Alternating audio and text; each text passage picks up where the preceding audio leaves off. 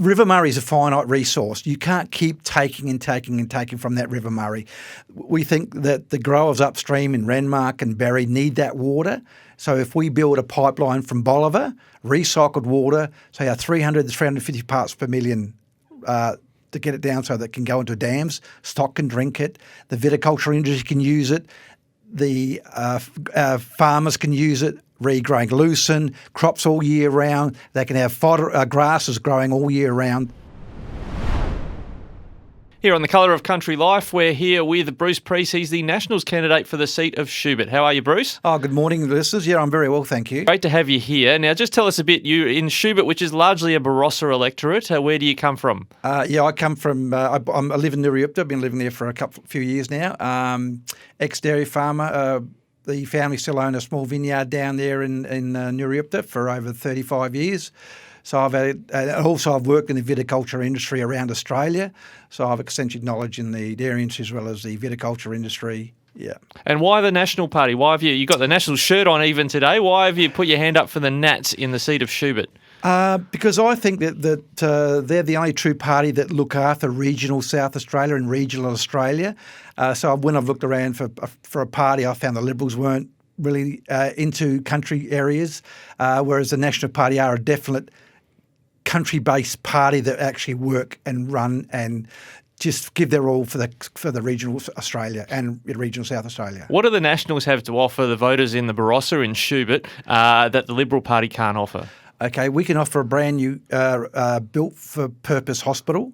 We can offer water security. At the moment, we're looking at a $500 million pipeline from Bolivar right through to Eden Valley, Flaxman Valley, that area where it's been in drought for 4 years. We want to waterproof it, not just now, but we want to waterproof it for the future generations of young farmers who are coming ahead. So that means it's a win-win situation. So that means that the effluent's not going into the Gulf and killing our seagrasses. It's not killing our fish. Once that stops going into the Gulf, the fish will return with the water when the grasses return. That means the water can flow into the our regional areas, free up the creeks from being dammed. The water will flow back into our creeks. Therefore, our gum trees that are suffering at the moment will be able to rejuvenate again with the water flow back into natural resources, natural courses. I want to come back to your hospital comment in a moment, but on water, you're saying your preference from the Nationals would be that recycled water, say from Bolivar, is used for viticulture and agriculture rather than it come from the River Murray, which is part of what they're planning? Correct. I think the best option will be from Bolivar. We can do it through a $5 million pipeline. River Murray is a finite resource. You can't keep taking and taking and taking from that River Murray. We think that the growers upstream in Renmark and Berry need that water. So if we build a pipeline from Bolivar, recycled water, say our 300 to 350 parts per million to get it down so that it can go into dams, stock can drink it, the viticulture industry can use it, the farmers can use it, regrowing lucerne, crops all year round. They can have fodder, grasses growing all year round. Yeah, I understand in the Eden Valley, the SA water mains don't go a terrible way into the Eden Valley, so you're talking about something that would give them water security in drought years. Oh, it certainly would give them. Look at Caton. People there can hardly get water now. They have to truck it in by truck at a very expensive way to do it. So let's give the people, let's give the regional South Australia bulletproof, waterproof them for the future. We don't know what the weather's going to be in the next 20, 30 years. So let's do it now. Do it now for the future. Just on weather, climate change, what's your view on the climate change debate? Okay, climate change is real. It's been going on since God created the earth. Climate has always been changing.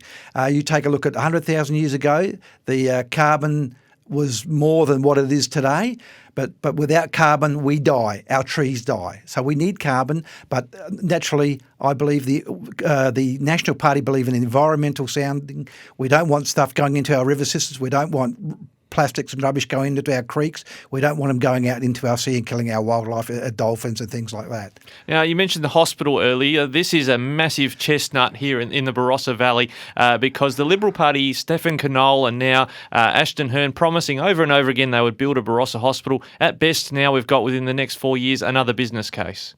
That's correct. Every year they seem to come up with spending $800,000 on doing a business review, a business case for a new hospital. How long has this been going on? For over 20 years now. That money that was wasted on those reviews could have been used to build a hospital. The Liberals have been in power for 4 years. If they had have built the hospital in the beginning of their term 4 years ago, the good people of Barossa would have had a built-for-purpose hospital now. And okay, that's good on the accountability front for the Liberals. What are the National Party promising for the electors of Schubert regarding hospitals? We will build a built-for-purpose hospital. And if the Labor win, as a National Party Member of Parliament, I would be able to negotiate with Mr Malinauskas to get a regional hospital for the Barossa Valley. Now, the Liberal candidate Ashton Hearn, we would have actually loved to have her in the studio with you if we could have got her, but even just talking to her seems to be difficult for us. They seem to think the Liberal Party might think the seat's in the bag already. That's the impression we were given by the Frome One Nation candidate, that we can't get Penny Pratt either. Do you think the Liberals are taking the seat of Schubert for granted? They always have taken the seat for granted because it's a blue ribbon Liberal seat.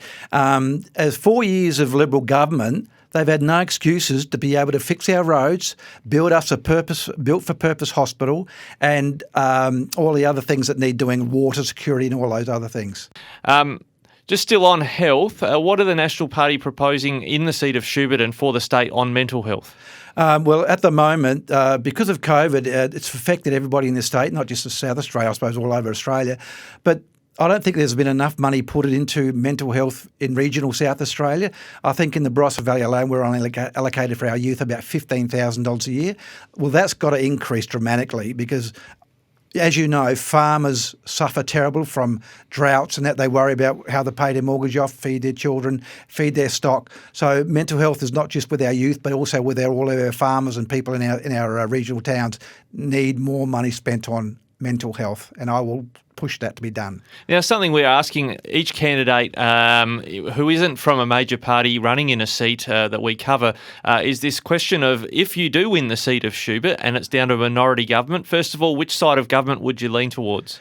Okay, that's quite easy. Naturally, we're a Conservative party. The National Party is a Conservative party, so we will naturally look at Schubert being a Conservative seat. But we'll also think about what is best for the good people of Schubert and what is the best interests of the state. So we will look at what the Liberal Party has to offer, their leader has to offer. We'll look at Labor Party, Mr Malinauskas, what they have to offer for the future of the state. And so we'll go whichever we think is the best for South Australia and the best for the good people of Schubert. Your state president, Jonathan Peach, we spoke with him a little while ago, late last year. I think he acknowledged that Carleen Maywald, who was a National in the seat of Chaffey, had done some damage for the brand of the National Party in SA by siding with the Labor Party when there was a minority government situation. So talking about the hospital, for instance, would that be something you'd put in front of Labor and Liberal and say, well, who's going to deliver it? Oh, absolutely, yes. I mean, the people are crying out for a regional hospital. We need it. We lost our children's dental clinic 7 years ago. The Liberals promised us that they'll return that children's dental clinic back to us in the Barossa. It still hasn't come. So the built-for-purpose hospital will have specialist suites. It'll have a children's dental clinic. It'll have operating theatres. Mothers can't even have babies anymore in the Barossa. That's wrong. All right, Bruce, thanks for joining us here in the studios today. Really appreciate it. And we look forward to following your campaign over the next 20-odd days before the 19 March election. Thank you very much for having me.